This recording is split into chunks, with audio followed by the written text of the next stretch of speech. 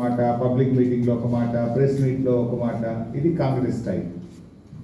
But BRS ఎప్పుడు ఒకటే మాట, మేము అసెంబ్లీలో అదే చెప్పాం, పబ్లిక్ మీటింగ్లో అదే చెప్పాం, ప్రెస్ మీట్లో. This is Telangana socio economic survey. ఇది రాష్ట్ర ప్రభుత్వం అసెంబ్లీలో ప్రవేశపెట్టిన వైట్ పేపర్ ఆన్ అప్పులు, అన్ని డాక్యుమెంట్ల ఆధారంగా.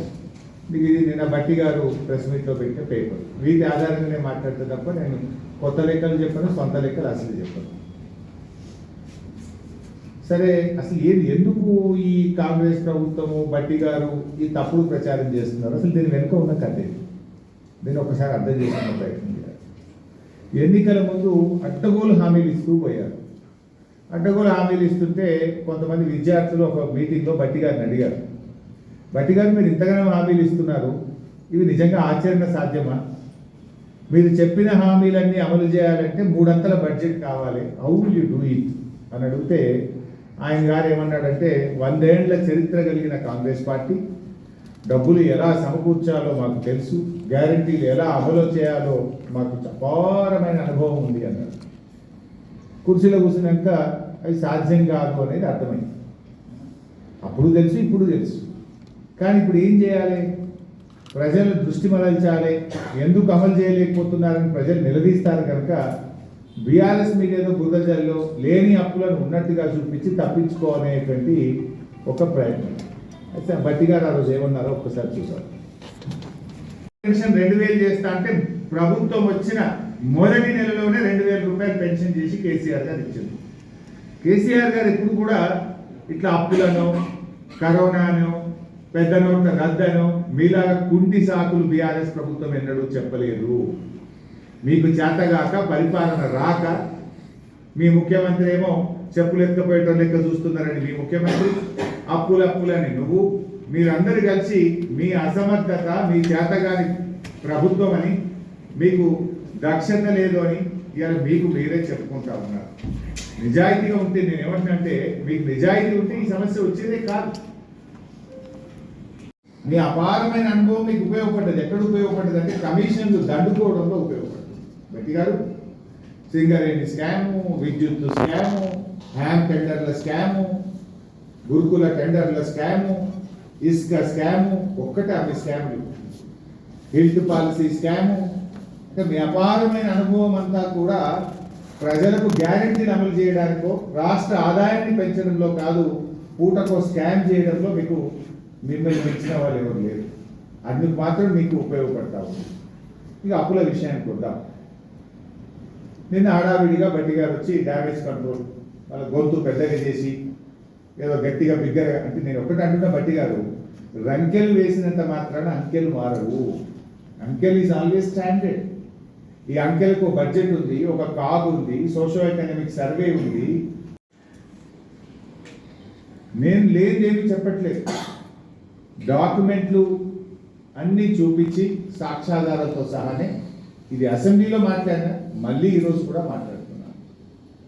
బట్టి గారు నిన్న మీడియా సాక్షిగా ఒక డాక్యుమెంట్ చూపించారు. జనవరి 16 1000, జనవరి 16 మరో 1000, జనవరి 23 1000, ఇట్లా మొత్తం మీరు లాస్ట్ మార్చ్ 26 2024 వరకు కాంగ్రెస్ ప్రభుత్వ హయాంలో కొత్తగా వచ్చిన కాంగ్రెస్ ప్రభుత్వం చేసినప్పుడు 15,118 కోట్లు. ఈ 15,118 కూడా బీఆర్ఎస్ ఖాతాలు జమ చేసింది. ఈ 15,118 మరియు పాతది 72,658. ఇది బీఆర్ఎస్ ప్రభుత్వం రాకముందు ఉమ్మడి రాష్ట్రంలో వారసత్వంగా మనకు వచ్చినటువంటి ఎఫ్ఆర్బిఎం అప్పు. అయితే ఇప్పుడు ఇందులో బట్టి గారు ఏం చెప్తున్నారు? ఫైనల్గా 5,16,881 ఇక్కడ రాసిన టోటల్లో ఎఫ్ఆర్బిఎం అప్పు ఒకటి, కార్పొరేషన్లు తీసుకొని ప్రభుత్వం చెల్లించే అప్పు 1,20,208. మీరు బోర్డు మీద చూస్తున్నారు. మొత్తం కలిపి 5,16,881. ఇందులో మనం తీసేయాల్సింది ఏంటి? ఈ 84,268 ఏదైతే ఉందో, ఇది తెలంగాణ ఏర్పడక ముందు ఉమ్మడి రాష్ట్రం వారసత్వంగా వచ్చిన అప్పు 84,268. మీరు చూస్తున్నారు కదా, ఈ 5,16,881 నుంచి ఈ 84,268 తీసేయాలి. ప్లస్ నేను ఒక అప్పు మా దాంట్లో కలిపిందని చెప్పిన ఏది 15,118 15,118 ప్లస్ 84,268 కలిపితే ఎంత అవుతుంది? 99,386. ఈ 99,386ను 5,56,000 తీసేస్తే ఎంత? 4,17,495 కోట్లు. This is the loan BRS హయాంలో రాష్ట్ర ప్రభుత్వ ఖజానా నుంచి తిరిగి చెల్లించవలసిన అప్పు 4,17,495. ఈ 4,17,000 అనేదాన్ని ఇప్పటికి నేను 40 సార్లు చెప్పిన, అసెంబ్లీలో చెప్పిన, బయట చెప్పిన, టీవీ డిబేట్లో చెప్పిన, మళ్ళీ ఈ రోజు చెప్తున్నది కూడా నిన్న భట్టి గారు చూపించిన కాగితం గురించే చెప్తాం. ఇది భట్టి గారి కాగితం ప్రకారం చూసిన, అసెంబ్లీలో ప్రవేశపెట్టిన తెలంగాణ వైట్ పేపర్ ప్రకారంగా చూసిన, సోషో ఎకనామిక్ సర్వే ప్రకారంగా చూసిన, కాగ్ రిపోర్ట్ ఆధారంగా చూసిన, రాష్ట్ర ప్రభుత్వ ఖజానా నుంచి తిరిగి చెల్లించవలసిన అప్పు కేవలం 4,17,000 కోట్లు మాత్రమే. సరే, ఇప్పుడు ఏం చేస్తున్నారు మరి వీళ్ళు? ఏదో చేసి అప్పులు ఎక్కువ చూపించాలి, తప్పించుకోవాలి, 6 గ్యారెంటీలు ఎగబెట్టాలనేటువంటి ఒక కుట్ర. ఏం ప్రయత్నం? 8,21,000 కోట్ల పెట్టుకున్నాం. నేను కూడా చెప్తున్నా, అంకెలతో చెప్తున్నా. బహుశా నిన్న ప్రెస్ మీట్ పెట్టిన భట్టి గారు మిత్రులు టీవీలలో సెల్ ఫోన్లలో నా ప్రెస్ మీట్ చూస్తుంటారు. మళ్ళీ చెప్తున్నా, బీఆర్ఎస్ ప్రభుత్వ అప్పు అక్షరాల 4,17,495 కోట్లు మాత్రమే. అయితే ఇప్పుడు ఏమంటారు వీళ్ళు? ప్రభుత్వ గ్యారంటీ ఉండి కార్పొరేషన్లే చెల్లించే అప్పులు. ఈ శ్వేతపత్రం, గవర్నమెంట్ శ్వేతపత్రం. అఫ్ కోర్స్ భట్టి గారి పేపర్లో కూడా అదే ఉంది, భట్టి గారు కూడా పెట్టినాను. Government guarantee loans which are raised by SPVs and serviced by them. మీరు చూస్తే ఏముంది అందులో? కార్పొరేషన్ తీసుకున్న అప్పులు, కానీ అవి ప్రభుత్వం చెల్లించదు, కార్పొరేషన్లే చెల్లిస్తాయి. అది ఎంత చూపించారు? 95,000 కోట్ల రూపాయలు. అది కూడా ఇలా కలుపుతుంది. అందులోనే ఉంది మీనింగ్. ఈ తెలుగులో కూడా ఇది శ్వేతపత్రం, ఇది పేజ్ నెంబర్ 23. ఇందులో ఏం రాశారు? ప్రభుత్వ హామీతో సేకరించబడిన అప్పులు, కానీ ఇవి ఆ కార్పొరేషన్లే చెల్లిస్తాయి.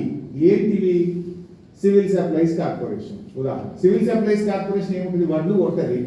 వడ్లు ఢిల్లీకి బియ్యం చేసి కేంద్ర ప్రభుత్వాన్ని పెట్టగానే మళ్ళీ అడిగే పైసలు వస్తాయి, కట్టుకుంటుంది. అది రాష్ట్ర ప్రభుత్వ ఖజానా అప్పు కాదు, ప్రభుత్వం చెల్లించే అప్పు అంతకంటే కాదు. రైతులకు కేంద్ర ప్రభుత్వం పైసలు ఇచ్చేదాకా వాటికి పైసలు ఆపలేం కనుక తాత్కాలికంగా బ్యాంకు నుంచి తెచ్చుకుంటాం, రైతులకు 2 రోజుల్లో ఇస్తాం. బియ్యం చేసి కేంద్ర ప్రభుత్వానికి పెట్టగానే కేంద్ర ప్రభుత్వం పైసలు ఇస్తుంది, ఆ పైసలు సివిల్ సప్లైస్ కార్పొరేషన్ బ్యాంకు కట్టుకుంటుంది. అందుకే ఇది ఏమన్నారు? కార్పొరేషన్ తీసుకున్న అప్పు, కానీ కార్పొరేషన్లే చెల్లిస్తాయి. ఇది ఏ రకంగా రాష్ట్ర ప్రభుత్వ అప్పు కాదు, రాష్ట్ర ప్రభుత్వ ఖజానా నుంచి ఈ అప్పు కట్టము అని మీరే వైట్ పేపర్ లో చెప్పారు. ఇది నా మాట కాదు, వైట్ పేపర్. నిన్న భట్టి గారి ప్రెస్ మీట్ లో పెట్టిన పేపర్ కూడా ఇదే. ఏం రాసింది ఇంగ్లీష్ లో? Government guarantee loans which are raised by SPVs and serviced by them. కట్టేది వాళ్ళే, సివిల్ సప్లైస్ కార్పొరేషన్ లాంటి. ఇప్పుడు మీరు వడ్లు కొట్టలేరా? మీరు వడ్లు కొంటే ఇప్పుడు బ్యాంకులు అప్పు తెచ్చింది కదా, అది రాష్ట్ర ప్రభుత్వం అప్పు ఎట్లయితుంది? బియ్యం పెట్టినాక, ఆ బియ్యం పెట్టినాక కేంద్ర ప్రభుత్వం పైసలు ఇస్తుంది, కార్పొరేషన్ బ్యాంకులు కట్టుకుంటుంది. సో ఇలాంటివి ఇట్లే ఇందులో మార్కెట్ కానీ ఇలా కొన్ని జిహెచ్ఎంసి, అదేవిధంగా ఇండస్ట్రియల్ ఇన్ఫ్రాస్ట్రక్చర్ కార్పొరేషన్, టీజీఐసి. ఉదాహరణ టీజీఐసి తీసుకోండి. టీజీఐసి ఒక ఎంతో కొంత తీసుకుంది, 1000 కోట్లు ఎంతో తీసుకుంది. మనం 14,000 ఎకరాలు భూసేకరణ చేసినాం. డబ్బులు రైతులు కొంత గవర్నమెంట్ ఇచ్చింది, కొంత ఒక 1000 కోట్లు లోన్ తీసుకున్నారు. ఇప్పుడు ఆ భూమి మనము ఫార్మా ఇండస్ట్రీస్కు కేటాయిస్తే ఫార్మా ఇండస్ట్రీస్ వాళ్ళు టీజీఐసికి డబ్బులు ఇస్తారు కదా, ఆ డబ్బులు టీజీఐసి బ్యాంకు కట్టుకుంటారు. అందుకే these are not paid by government, ఇది loan taken by corporation, paid by corporation అని మీరే ఇందులో స్పష్టంగా రాసింది. ఇది నీకు తెలిసి బట్టిగా, కానీ ఏదో ఎక్కి చూపియాలి, ఎక్కువ చూపియాలి, గ్యారెంటీ నుంచి తప్పించుకోవాలని చేసేటువంటి ఒక ప్రయత్నం. ఇంకా రెండవది, ఇంకా ఇంకో పాయింట్ ఏం రాసిండు? Not guaranteed by government, not paid by the government. Not guaranteed loans which are paid by corporation. అంటే ప్రభుత్వం గ్యారంటీ ఇవ్వలేదు, ప్రభుత్వం కట్టదు. ఎంత అది? 59,000 కోట్లు ఉంది. దీన్ని కూడా తెచ్చి ఇది ప్రభుత్వ అప్పు అని లెక్కలు పెంచే ప్రయత్నం చేసింది. ఇది ఏంటి? ఉదాహరణకు GHMC, SPDCL, Singareni colonies, NPDCL, housing board ఇట్లాంటివి ఉన్నాయి. ఇవి హౌసింగ్ బోర్డు భూములు లేఅవుట్ చేయడానికి తెచ్చుకుంటారు, లేఅవుట్ చేసింటే కట్టుకుంటారు. సింగరేణి కాలనీస్ అప్పు తెచ్చుకుంటుంది, మళ్ళీ తనకు బొగ్గు అమ్మినప్పుడు ఆదాయం వచ్చినప్పుడు కట్టుకుంటుంది. ఇవి రాష్ట్ర ప్రభుత్వం గ్యారంటీ లేదు, రాష్ట్ర ప్రభుత్వం కట్టదు. ఈ 59,000 కోట్లు కూడా ఇలా కలిపితే ఎట్లా కరెక్ట్ అవుతుంది? అంటే మీరు ఈ అంకెల గారడితోని లేని అప్పులను ఉన్నట్టుగా చూపించి కేవలం అప్పుల సంఖ్య పెంచాలనేటువంటి ఒక తాపత్రయం. ఇది మరి నేనంటున్నా 8,21,000 కోట్లు ఉంటే కాగ్ చెప్పాలి కదా. కాగ్ రిపోర్ట్లు ఎక్కడన్నా ఉందా? నేను మీకు కాగ్ రిపోర్ట్ చూపిస్తా. 2023-24 this is the CAG report of 2023-24. CAG కూడా ఏం చెప్పింది? పేజ్ నంబర్ ఉందా? బాగుంది కదా, ఉంటే CAG report. This is the CAG report. ఇందులో I want to draw attention to the government of Telangana in the budget document for the year 24-25 disclosed off budget borrowings 1,20,944 crores raised by SPVs, corporations, institutions but being serviced by the government. As this amount is not included in the total liabilities of the state, the same is undertaken to next year. ఏం చెప్పింది కాదు? రాష్ట్ర ప్రభుత్వం కట్టే అప్పు, కార్పొరేషన్లు తీసుకొని ప్రభుత్వం కట్టే అప్పు ఎంత అని చెప్పింది? 1,20,000 కోట్లు అని చెప్పింది. మీరు చెప్పినట్టుగా ఈ బయట ఉన్నటువంటి ఈ ఈ ఈ 95,000 కానీ 59,000 కాగ్ చెప్పలే కదా. కాగ్ ఏం చెప్పింది? ఈ 1,27,000 చెప్పింది, 1,20,000 అని చెప్పింది. అంటే అప్పటికి కొంత కట్టింది కానీ 20. ఇదే ఉంటుంది తప్ప కాగ్ మరి CAG is a authority, neither the state government not, ఇది ఎవరి చేతులు వెళ్ళి, ఇది స్వయం ప్రతిపత్తి కలిగిన సంస్థ. కాగ్ కూడా ఏం చెప్పింది? ఎఫ్ఆర్బిఎం ఇది 120, ఇది మొత్తం కలిపితే మన అప్పు గింత అని ఏదైతే నేను చెప్పిన 4,17,000 ఉందో కాగ్ కూడా కలిగింది. ఇన్ఫ్యాక్ట్ కాగ్ లెక్క ప్రకారం ఇంకో 5-6,000 తగ్గింది నిజంగా చెప్పాలంటే. కాగ్ లెక్కలు కూడా దాని ప్రకారం కూడా ఒకసారి చూపిస్తుంది. కాగ్ ఎంత చెప్పింది? నేను చెప్పిన 1,20,944 అని కాగ్ చెప్పింది. ఈ 1,20,944లో బట్టి గారి చెప్పింది ఇలా 11,699 తెలంగాణ ఏర్పడక ముందు ఉన్నది. ఆ 1,20,000కి వెళ్ళి ఈ 11,000 తీసేస్తే ఎంత మిగులుతుంది? 1,09,000. ఈ 1,09,000 ప్లస్ ఎఫ్ఆర్బిఎం అప్పు 3,01,000 మొత్తం కలిపితే 4,10. వైట్ పేపర్ ప్రకారంగా చూస్తే 4,17.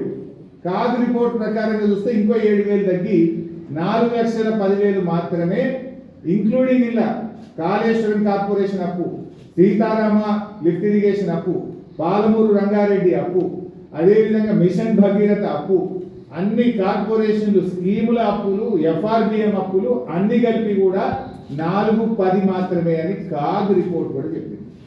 మీకు ఒకటి నేను గుర్తు చేస్తాను, మీకు ఎవరికైనా ఇందులో గుర్తుండొచ్చు. ఆ రోజు అసెంబ్లీ జరుగుతూ ఉంటే నేను లేచిపోయి ఒకసారి అసెంబ్లీ మధ్యలో శ్రీధర్ బాబు గారికి బట్టి గారికి దగ్గరికి పోయి ఒక పేపర్ చూపిస్తే అది టీవీలలో లైవ్ టెలికాస్ట్ వచ్చింది. ఇదే బుక్. ఆ రోజు మీరు అప్పులు అంటే ఒక కాగ్ రిపోర్టే స్పష్టంగా చెప్పింది, ఆయన చూసుకో 4,10 మా అప్పు అని కాగ్ రిపోర్ట్ బుక్ అదే రోజు అసెంబ్లీ టేబుల్ చేసింది.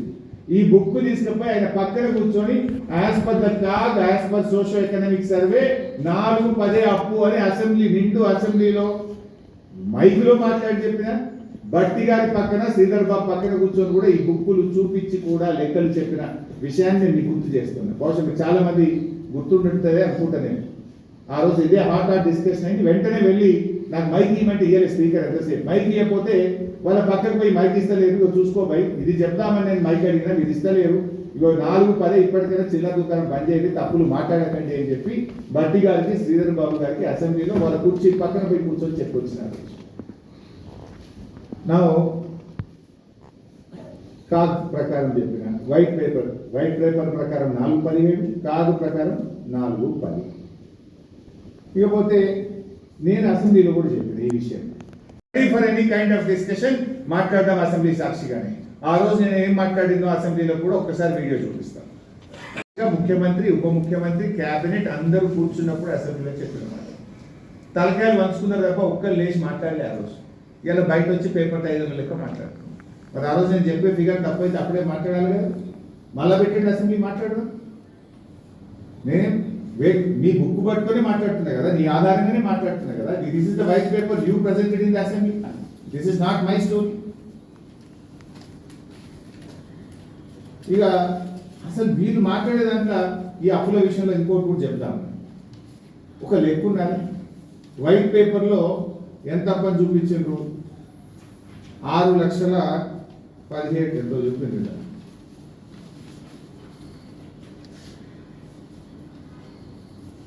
అసెంబ్లీలో పెట్టిన వైట్ పేపర్లో మొత్తం బీఆర్ఎస్ ప్రభుత్వ అప్పు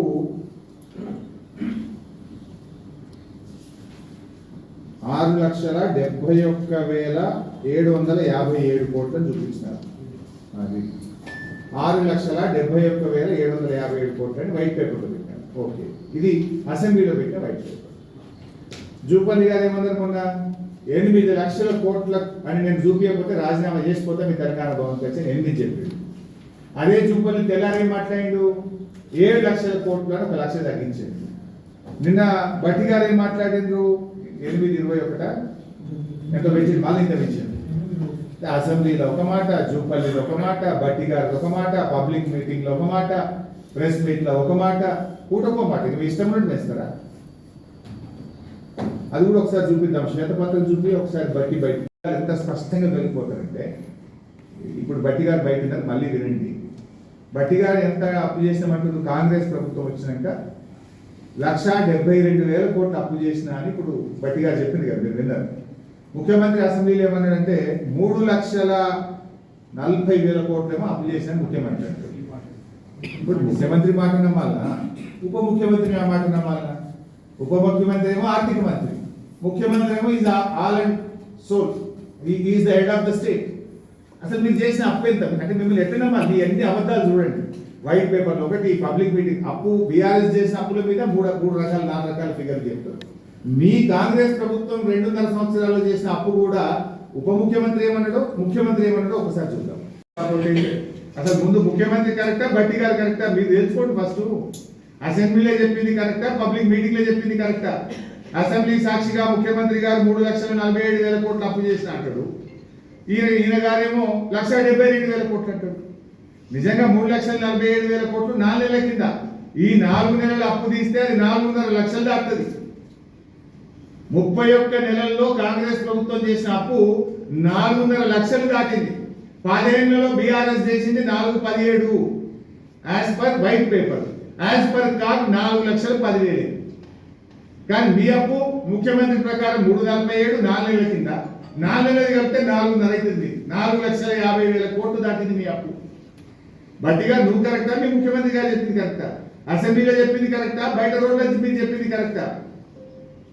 ఎందుకు ఈ అంకెల గారెడి, ఎందుకు ఈ ప్రజలతో మీరు ఈ తమాషాలు చేస్తా ఉన్నారు?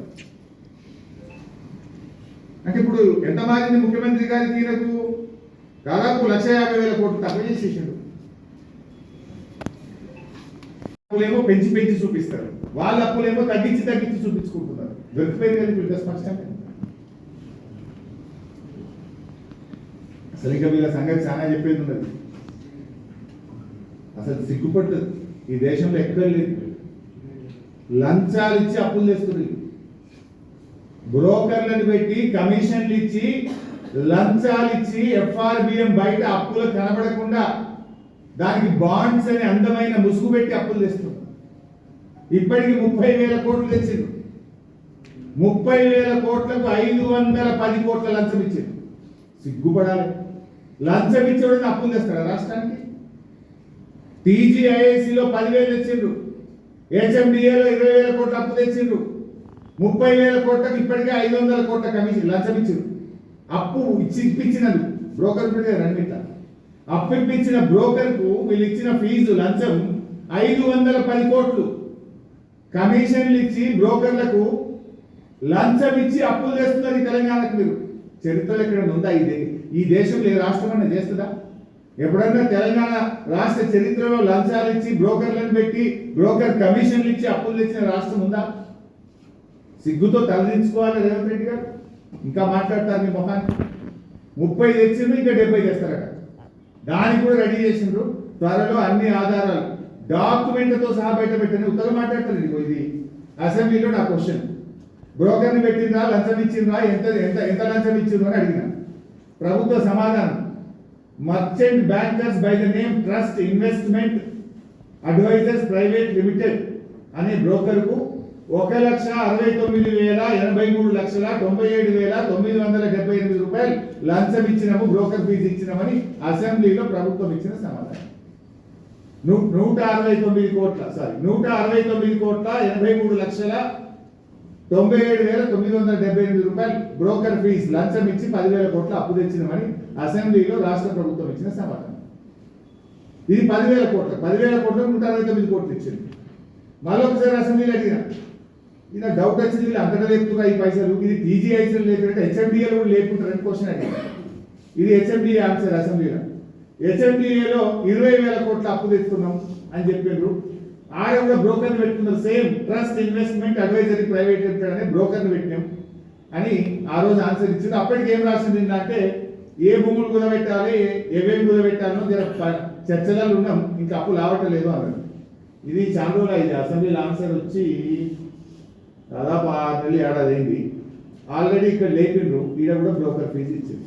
ఇది 20, అది 10, 30,000 కోట్లు అప్పు అనకుండా దీనికి బాండ్స్ అనే అందమైన ముసుగు పెట్టి, హెచ్ఎండిఏ భూములు, పీజీఐసి భూములు కుదబెట్టి, బ్రోకర్లను పెట్టి 500 కోట్లు లంచాలు ఇచ్చి, బ్రోకర్ ఫీజు ఇచ్చి ఇవాళ 30,000 కోట్ల అప్పు తెచ్చి, ఈ 30 జాలేట. ఇప్పుడు 3 కార్పొరేషన్లు చేసింది కదా, ఎన్పిడిసిఎల్, ఎస్పీడిసిఎల్, రైతు డిస్కామ్. ఆ మూడింటి మీద చెప్తారట, దానికి 10. ఈడొక 3 కార్పొరేషన్లు చేసింది కదా, జిహెచ్ఎంసి, సైబరాబాద్, మల్కాజ్గిరి. దీని మీద ఒక 30 చెప్తారట. ఇప్పుడు దీనికి 30, అవి 30, 60, ఆల్రెడీ ఒక 30 లేపిండు 90, జిహెచ్ఎంసి ఒక 10. మొత్తానికి 1,00,000 కోట్లు బ్రోకర్ ఫీజు ఇచ్చి చెప్తారట పైసలు. అంటే ఇప్పటికే తెచ్చిన 30కే 500 కోట్లు ఇచ్చారు. ఇంకా 70,000 కోట్లు లేపాలంటే అదో 1,200 కోట్లు లంచం. అంటే అదో 1,200, ఇదో 500, అంటే 1,710 కోట్ల రూపాయల లంచాలు ఇచ్చి, బ్రోకర్ ఫీజులు ఇచ్చి, 1,00,000 కోట్ల రూపాయల అప్పు ముసుగులో అందమైన పేరు బాండ్. అది అప్పే 1,00,000 కోట్లు తెస్తుంది. ఇంకా మీరు మా గురించి మాట్లాడతారు. ఇవన్నీ లెక్కలు తీస్తే మీ ముఖ్యమంత్రి గారికి చెప్పే కదా, 347 కాదు, ఇవన్నీ కలిపితే చాలా ఎక్కడికో పోతుంది. ఇంకా ఇవి దాస్తున్నారు. నేనంటే బాండ్లు అంటున్నారు, భూములు కుదబెట్టి తెస్తున్నారు. మీరు అమ్మిన భూములు 30,000 కోట్లు. ఇవాళ లాస్ట్లో స్కూల్ కడదాం, దవాఖాన కడదాం, బొందల గడ్డకు కూడా జాగ లేకుండా బిట్లు వెక్కి హెచ్ఎండిఏ భూములు, టీజీఐసి భూములు, హౌసింగ్ బోర్డు భూములు, 30,000 కోట్ల రూపాయల భూములు అమ్మాయి. ఆ లెక్కలు చెప్పరు. బాండ్ల పేరు మీద తెచ్చిన అప్పులు చెప్పరు. అవి కాకనే 347 అయిందని 4 నెలల కింద చెప్పారు రేవంత్ రెడ్డి. ఇవి కలిపితే, ఈ 4 నెలలది కలిపితే 400 దాటుతుంది. మీరు మా గురించి మాట్లాడతారు. 10 ఏళ్లలో మాకు కరోనా వచ్చింది. ఇన్ఫాక్ట్ మా 4,17,000 కోట్లలో మీకు ఇంకా నేను చాలా సర్ప్రైజింగ్ విషయాలు చెప్పాల్సి ఉంటాయి. డీటెయిల్స్ ఎక్కువైతే చెప్పట్లేదు. కేంద్ర ప్రభుత్వం మాకు ఫైనాన్స్ కమిషన్ డబ్బులు ఇవ్వాల్సి ఉండేది. ఏం చేసింది కేంద్ర ప్రభుత్వం? కరోనా వచ్చింది, మా దగ్గర పైసలు లేవు, మీరు అదనంగా అప్పు తెచ్చుకోండి అని పర్మిషన్ ఇచ్చింది. ఆ అప్పు కూడా ఇల్లే ఉంటుంది. ఫైనాన్స్ కమిషన్ డబ్బులు గ్రాంట్గా రాష్ట్రానికి రావాల్సింది ఈ సంవత్సరం దేశంలో ఎవరికి ఇవ్వలేకపోతున్నాం, మీరు అప్పు అదనంగా తెచ్చుకొని నడిపించుకోండి అంటే ఆ అప్పు కూడా ఇల్లనే ఉన్నది, ఫైనాన్స్ కమిషన్ అప్పు. అది కాకుండా కేంద్ర ప్రభుత్వం కరోనా వచ్చినప్పుడు 2 సంవత్సరాలు దేశం మొత్తం ఎకానమీ స్లోడౌన్ అయింది. జనరల్ రాష్ట్రాలకు ప్రతి సంవత్సరం ఉండే అప్పు మీ జిఎస్డిపి మీద 3.5. కరోనా వల్ల ఒక 1% పెంచుతున్నాం, తీసుకోండి, మందులకు కానీ కరోనా కోసం కానీ మీరు ఇన్వెస్ట్మెంట్స్ ఖర్చు పెంచండి ప్రజలదని 2 సంవత్సరాలు 1% కేంద్ర ప్రభుత్వం అదనపు అప్పు తీపించింది. అది కూడా ఇంకనే ఉన్నది. ఉదయ్ స్కీమ్, దేశం మొత్తం ఉదయ్ స్కీమ్ తెచ్చి డిస్కామ్ల అప్పులు రాష్ట్ర ప్రభుత్వం గ్రాంట్గా ఇవ్వాల్సింది ఇవ్వలేకపోతున్నాం, మీరే అప్పు తెచ్చుకొని నడిపించుకోండి అని 5-6 వేల కోట్లనే ఉన్నది. కరోనా వల్ల 1% అదనంగా పెంచిన అప్పు ఇళ్ళనే ఉన్నది. ఇంకోటి జిఎస్టి పైసలు కూడా మనం జిఎస్టీలో చేయలేం కదా. ఒకవేళ మీ ఆదాయం ఇంతకంటే తగ్గితే కేంద్రం మనకి ఇవ్వాలి. అది కూడా డబ్బులు లేవని కేంద్రం ఏం చేసింది 2 సంవత్సరాలు, ఈ జిఎస్టీలో మీకు డబ్బులు వస్తలేవు, ఈసారి మాకు టైట్ ఉన్నది, మీ పైసలు అప్పు తెచ్చుకోండి, తర్వాత ఎప్పుడైనా రియంబర్స్ చేస్తామన్నారు. ఆ అప్పు కూడా లేదు. జిఎస్టీ అప్పు, ఫైనాన్స్ కమిషన్ అప్పు, కరోనా అప్పు, ఉదయ్ స్కీమ్ అప్పు, ఇన్ని కలిపితే కూడా 17. ఒక ప్రత్యేక పరిస్థితులు. కరోనా ఇస్ ప్రత్యేక పరిస్థితి, ఉదయ్ స్కీమ్ ఒక ప్రత్యేకమైన పరిస్థితి, ఫైనాన్స్ కమిషన్ ఒక ప్రత్యేకమైన పరిస్థితి, జిఎస్టీ ఒక కొత్త స్కీమ్ ప్రత్యేకమైన పరిస్థితి. ఇన్ని కలిపితే Uday, GST, corona, finance commission, ఇన్ని కేంద్ర ప్రభుత్వం మన మెడ మీద కత్తి పెట్టి అదనంగా అప్పులు తీసుకునే పరిస్థితి కల్పిస్తే కూడా, అన్ని కలిపితే కూడా 417 మాత్రమే. ఈ 417లో ఎఫ్ఆర్బిఎం అప్పు, కాళేశ్వరం అప్పు, సీతారామ అప్పు, మిషన్ భగీరథ అప్పు, పాలమూరు రంగారెడ్డి మీకు చేసింది కూడా కలిపి, ఇన్ని కేంద్ర ప్రభుత్వం కలిపి 417. మీకేమున్నాయి? ఇప్పుడు కరోనా వచ్చిందా? మీకేమైనా కేంద్ర ప్రభుత్వం మెడ మీద కత్తి పెట్టి కొత్తగా ఏమైనా ఇచ్చిందా? మీకు ఏమిచ్చింది? మీకు మేము కనీసం 417 చేస్తే కూడా మేము 4,17,000 కోట్లలో ఇలా ఎంత ఆస్తి? మిషన్ భగీరథ రాష్ట్ర ప్రజలందరూ తాగుతున్నారు, మంచి సిస్టమ్ ఆస్తి ఇలా కల్పన జరిగి ఉన్నది. కాళేశ్వరం, పాలమూరు, సీతారామ పనులన్నీ జరిగి ఉన్నాయి. దేవాదుల, సమ్మక్క సాగర్, భక్త రామదాసు, అదేవిధంగా దేవాలయాలు, రైతు బంధుకు 72,000 కోట్లు, రైతు బీమాకు 7,000 కోట్లు, రుణమాఫీ 29,000 కోట్లు, ఉచిత కరెంటు 61,000 కోట్లు, గొర్రెల పంపిణీ 5,000 కోట్లు, ఆసరా పెన్షన్ 61,000 కోట్లు, 33 మెడికల్ కాలేజీలు, కలెక్టరేట్లు, అద్భుతమైనటువంటి సెక్రటరియట్, ఇట్లా మేము ఎన్నో ఆస్తుల కల్పన చేసి, పోలీస్ కమాండ్ కంట్రోల్ రూము, ఇవన్నీ మేము చేసినాం. మరి ముఖ్యమంత్రి 3,47,000 కోట్లు చేసినాడు. ఒక్కటి చూపిస్తారా? ఒక్కటి. కేసీఆర్ ఆన వాళ్ళు ఎక్కడ చూసినా కనబట్టి జిల్లాలో కలెక్టరేట్లు, ఎస్పీ బిల్డింగ్లు, మెడికల్ కాలేజీలు, రోడ్లు, సెక్రటరియట్, ఎన్ని ఉన్నాయి, హాస్పిటళ్ళు. మీరు చేసింది ఏమున్నది? ఇన్ఫాక్ట్ ఇంకొక ఇంట్రెస్టింగ్ పాయింట్ కూడా చెప్పాలి, రాష్ట్ర ప్రజలకు కూడా తెలవాల్సినటువంటి అవసరం ఉంది. అప్పులు పెరిగినాయి అంటున్నారు. సరే, మీరే ఇలాంటి లెక్క చూసిండ్రు. తెలంగాణ రాకముందున్న అప్పు 1,00,000 కోట్లు, 2 ఏవి? ఎఫ్ఆర్బిఎం మరియు కార్పొరేషన్ అప్పులు ప్రభుత్వం చెల్లింది. రఫ్లీ ఒక 1000 అటు ఇటు ఉన్నటువంటి 1,00,000 కోట్లు. ఈరోజు ఎంత ఉంది?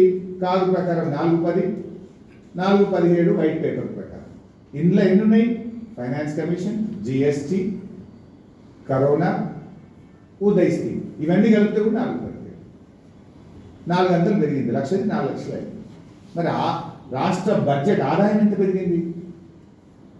2014-15లో తెలంగాణ ప్రభుత్వం ఏర్పడ్డప్పుడు మన రాష్ట్ర సొంత ఆదాయం ఎంత అంటే 51,000 కోట్లు.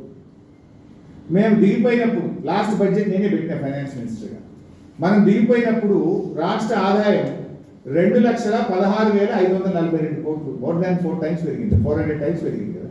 ఎక్కడ 51,000, ఎక్కడ 2,16,542. మరి ఇది ఎందుకో చెప్పవు బట్టి గారు, ఎందుకు దాస్తున్నాం? అప్పులలోనేమో లేని అప్పులు చూపించి 6 అంటావు, 7 అంటావు, 8 అంటావు, అందులో అన్ని గ్యారెంటీ చేస్తావు. అందులో ఇప్పుడు నేను చెప్పినటువంటి ఫైనాన్స్ కమిషన్ది కానీ, జిఎస్టీది కానీ, ఉదయ్ది కానీ, కరోనాది అదనపు భారం పడ్డదని అది చెప్పవు, దాచిపెట్టు. మరి ఆదాయం ఎంత పెరిగింది? ఆనాడు రాష్ట్రం ఏర్పడినప్పుడు 51,000 కోట్లు ఉంటే అద్భుతంగా కేసీఆర్ గారు పనిచేసి, బీఆర్ఎస్ ప్రభుత్వం చాలా మంచిగా పర్ఫామ్ చేసి దేశంలోని అన్ని రాష్ట్రాల కంటే స్వంత ఆదాయ వనరుల వృద్ధి రేటులో తెలంగాణ ఇస్ నంబర్ 1. 51,000 crores నుంచి 2,16,542 crores తీసుకుపోయింది. ఇంట్లో 2 కరోనా సంవత్సరాలు 1,47,000 రూపాయలకు పర్ క్యాపిటల్ ఇన్కమ్ పెరిగింది. ఇది రాష్ట్రం సాధించిన విజయం కాదా? జిఎస్డిపి కానీ, పర్ క్యాపిటల్ ఇన్కమ్ కానీ, సొంత ఆదాయ వనరుల వృద్ధి కానీ, ఆస్తుల కల్పన కానీ, ఇవేవి నీకు పట్టాలి? ఇవన్నీ ఎవరు చేసిండు? Why are you hiding all this? నీ తప్పులను కప్పిపుచ్చుకోవడానికి నువ్వు 6 గ్యారెంటీల అమలులో వైఫల్యం చెంది ఇవాళ ప్రజల దృష్టి మరల్చడానికి ఇవన్నీ మాటలు చెప్తే ప్రజలు మీకంటే తెలివైన వాళ్ళు. కేసీఆర్ ఎప్పుడు చెప్పారా? కరోనా వచ్చినా రైతు బంధు ఆగద్దన్నాడు, ఆగలేదు. కరోనా వచ్చినా 2,000 పెన్షన్ ఆగలేదు. కరోనా వస్తే ఇంకా ఉల్టా ఎక్కువ ఖర్చు పెట్టిండు కేసీఆర్ గారు. ప్రతి రేషన్ కార్డు మీద 10 కిలోల బియ్యం 2 ఏళ్ళు ఫ్రీగా ఇచ్చింది కేసీఆర్ గారు. ఈ ప్రతి కార్డు మీద 1500 రూపాయలు ఇచ్చింది కేసీఆర్ గారు. వలస కార్మికులకు రైలు ఇచ్చి పైసలు ఇచ్చి వాళ్ళ సొంత రాష్ట్రాలకు పంపించింది కేసీఆర్ గారు. వందల వేల కోట్లు ఖర్చు పెట్టి ప్రజలను కరోనా బారి నుంచి తప్పించడానికి ప్రభుత్వం కాపాడుకున్నది. ఆరోగ్యపరంగా కాపాడుకున్నాం, వాళ్ళని ఆర్థికంగా కాపాడుకున్నాం, ప్రజల జీవన ప్రమాణాలు పెంచినాం. మరి మీరేం చేస్తుంది? మీరు వచ్చినాక అన్ని డౌనే. రాష్ట్ర ఆదాయ వృద్ధి తగ్గిపోయింది, రిజిస్ట్రేషన్ ఆదాయం తగ్గిపోయింది, రియల్ ఎస్టేట్ పడిపోయింది, విద్యలో వెనుకబడిపోయింది, వైద్యంలో వెనుకబడిపోయింది. What is that you have done?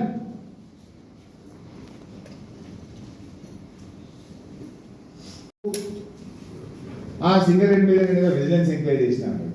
నేను అంటున్నా, ఇప్పుడు దొంగతనం చేసిన దొంగను అరే నీ మీద నువ్వు ఎంక్వైరీ చేసుకోమంటే చేసుకుంటాడు. వాడు దొంగనైనా దొంగతనమే చేసి తప్పే జరిగేది. ఎంక్వైరీ చేసుకోవడం ఏంటి చేస్తాడు? నువ్వు ఎవరి మీద ఎంక్వైరీ చేసినావు? సింగరేణిలో ఉండే విజిలెన్స్ వాళ్ళు సింగరేణి మీద ఎంక్వైరీ చేయమంటారు. వాడు ఏం చెప్తాడు? విజిలెన్స్ వాడు ఫెయిల్ అయితేనే స్కామ్ జరిగేది.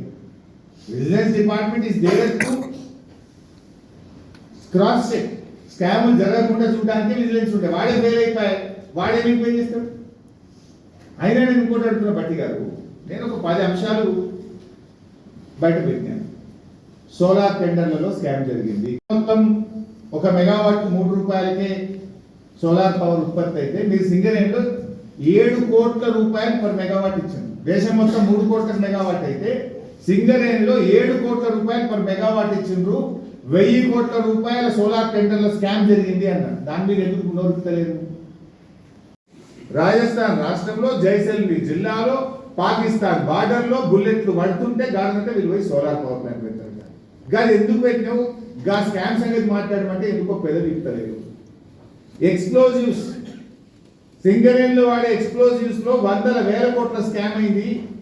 2 నిజాయితీ గల అధికారులు డైరెక్టర్ సింగరేణి శ్రీనివాస్, జీబీ రెడ్డి సంతకం పెట్టమంటే వాళ్ళని ఉద్యోగాల నుంచి ఊస్తు చేసి మీరు వందల వేల కోట్ల రూపాయల ఎక్స్ప్లోజివ్స్ టెండర్ల స్కామ్ చేసిండ్రు. కోల్ ఇండియాలో ఆ ధర లేదు, పక్కనే వెస్టర్న్ కోల్ ఫీల్డ్స్ లో ఆ ధర లేదు. మీరు 30% ధర పెంచి కమిషన్లు దండుకున్నారు అన్నారు. దాని మీద ఎందుకు ఎంక్వైరీ జరుగుతలేదు? డీజిల్ స్కామ్ చెప్పినా, ఇట్లా ఎన్నో స్కామ్లు చెప్పిన సింగరేణిలో ఏం ఎందుకు మాట్లాడతలేరు? సప్పుడే గప్ చూపుకున్నారు. ఎందుకు అట్లా? ఎందుకు వాటి మీద స్పందించడానికి ముందుకు వస్తలేరు? జైపూర్ పవర్ ప్లాంట్ స్కామ్ ఉన్నది, దానికి రాష్ట్ర ప్రభుత్వం డిపిఆర్ అప్రూవల్ ఇచ్చిందా? కేబినెట్ ఆమోదం ఉందా? పవర్ పర్చేజ్ అగ్రిమెంట్ జరిగిందా? పీపీఏ లేకుండా, కేబినెట్ అప్రూవల్ లేకుండా, డిపిఆర్ లేకుండా టెండర్లు పిలిచి 1500 కోట్లు ఎట్లా ఖర్చు పెట్టింది? కమాన్ ఆన్సర్ దిస్ క్వశ్చన్. గొంతు పెంచుకోగానే ఇక మమ్మల్ని బెదిరిస్తామనుకుంటున్నారా ఏంటి? మేము ఉద్యమకారులం, ఎన్ని పోరాటాలు చూసినాం, ఎన్ని త్యాగాలు చేసినాం. ఇట్లా భయపడటం కాదు. చెప్పండి సమాధానం. 500 కోట్లు బ్రోకర్లకు లంచాలు ఇచ్చిందా లేదా? బ్రోకర్లకు లంచాలు ఇచ్చి ఇవి 30,000 కోట్లు అప్పు పేరిట అందమైన ముసుగులో బాండ్ల పేరు మీద అప్పులు తెచ్చిందా లేదా? భూములు కుదబెట్టిందా లేదా? సింగరేణి అన్ని స్కామ్ల మీద అవి ఎంక్వైరీ చేయించడానికి సిద్ధంగా ఉన్నారా లేదా? గొంతు పెంచడమో రంకెలు వేయడం కాదు, ప్రజలకు సమాధానం కావాలి. అప్పు రూపంలో వచ్చినాయి కానీ అన్నీ కలుపుకొని మీరు బయట చెప్తున్నట్టు కార్పొరేషన్లే కాదు, అన్ని కార్పొరేషన్లు రాష్ట్ర ప్రభుత్వం చెల్లించాల్సిన అన్ని కార్పొరేషన్ల అప్పులు కలుపుకొని రాష్ట్ర ప్రభుత్వ ఖజానా నుంచి ఈ మిత్తి గాని అసలు గాని కట్టాల్సిన అప్పులు కాగ్ రిపోర్ట్ ప్రకారంగా 4,10,000 కోట్లు, మీరు ప్రవేశపెట్టిన వైట్ పేపర్ ప్రకారంగా 4,17,000 కోట్లు మాత్రమే. ఇందులో కేంద్ర ప్రభుత్వం బలవంతంగా రుద్దిన అప్పులు కూడా కలిపి చెప్తున్నాం. అవన్నీ తీసేస్తే 3 లక్షలకు వస్తుంది. అన్ని కలిపి కూడా 4,10. మళ్ళీ చెప్తున్నాం, మీరు ఇప్పటికైనా చేతనైతే పరిపాలన మీద దృష్టి పెట్టండి. ఇప్పుడు ఇంటి యజమాని దివాలా దివాలా దివాలా అంటే రాష్ట్రం నిజంగానే దివాలా చేస్తుంది. యజమాని అద్భుతంగా రాష్ట్రాన్ని నడపాలి. మీకు నడపడం రాక మీరు ఫెయిల్ అయిపోయి 6 గ్యారెంటీల నుంచి దృష్టి మరల్చడానికి చేస్తున్న డ్రామాలు కట్టిపెట్టండి. లంచాలు ఇచ్చి బ్రోకర్లను పెట్టి సెక్రటరీ చుట్టూ బ్రోకర్లు చుట్టూ ఫర్ యువర్ ఇన్ఫర్మేషన్ మేము అప్పిస్తాం అని బ్రోకర్లు తిరుగుతున్నారు సెక్రటరియట్ల పైదవికారులు. ఈ రాష్ట్రానికి FRBM బయట మేము అప్పులు ఇప్పిస్తాం. అదే మనకి 10,000 కోట్లకు 177 కోట్లు ఇచ్చింది కదా బ్రోకర్ ఫీ, నాకు ఒక 5 తక్కువ ఇవి నేను ఇస్తా అని బ్రోకర్లు సెక్రటరియట్ చుట్టూ తిరుగుతున్నారు. మీ సెక్రటరియట్ లో అప్పులు ఇప్పిస్తామని బ్రోకర్లు, బాంబే బ్రోకర్లు, గుజరాత్ బ్రోకర్లు తిరుగుతున్నారు. బ్రోకర్ల మైండ్ చేసింది మీరు సెక్రటరియట్ ను. 500 కోట్ల లంచాలు ఇచ్చి బ్రోకర్ ఫీజులు ఇచ్చి మీరు అప్పులు తెచ్చిండ్రు. ఇంకా మీరా మాట్లాడేది? వన్స్ అగైన్ నేను రాష్ట్ర ప్రజలకు ఒక బాధ్యతాయుతమైన ప్రతిపక్ష నాయకుడిగా, శాసనసభ్యుడిగా, తెలంగాణ ఉద్యమంలో పాల్గొన్న వ్యక్తిగా, కేసీఆర్ శిష్యుడిగా రాష్ట్ర ప్రభుత్వ అప్పు యాజ్ పర్ వైట్ పేపర్ అక్షరాల 4,17,000 కోట్లు మాత్రమే. దీనికి నేను కట్టుబడి ఉన్నా. ఏ చర్చకైనా సిద్ధం, పెట్టండి, అసెంబ్లీ మాట్లాడతాం. Thank you.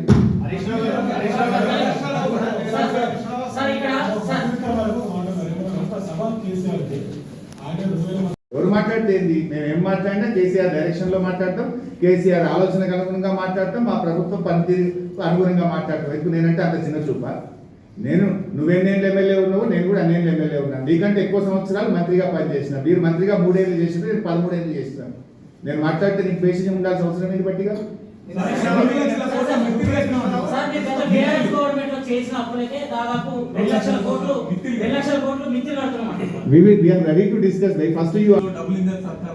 నిజంగానే మీరు చేసిన భారతదేశం ఇలా పెద్ద సంక్షోభంలోకి వచ్చింది. ఆ మాట మాట్లాడితే అది వేరే సబ్జెక్ట్, నా ధైర్యం దగ్గర వాళ్ళు మాట్లాడింది. కానీ 11,000 బికాస్ నేను ఫైనాన్స్ మినిస్టర్గా పనిచేసిన కనుక అవగాహనతో చెప్తున్నా. ఈ 4 రకాలు ఈ గ్రాంట్ బలవంతంగా ఈ రాష్ట్రం మీద రుద్దిన అప్పులు కూడా కలిపి 4 17. వీళ్ళకి ఆ కరోనా లేదు, వీళ్ళకేమీ లేదు. Thank you.